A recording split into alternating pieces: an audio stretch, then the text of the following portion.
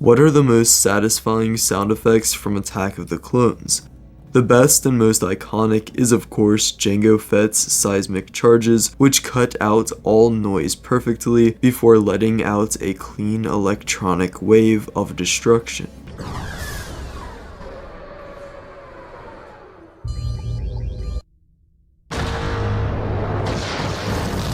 Next up is Zam Wessel's Koro 2 Speeder, which is actually sampled from an electric guitar and in my opinion sounds very nice.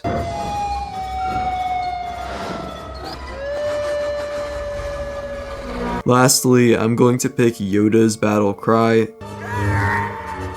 Okay, no, just kidding. I'm actually going to go with Wat Tambor's speech, which has a very cool vibe and went along with a lot of the other alien sounds here.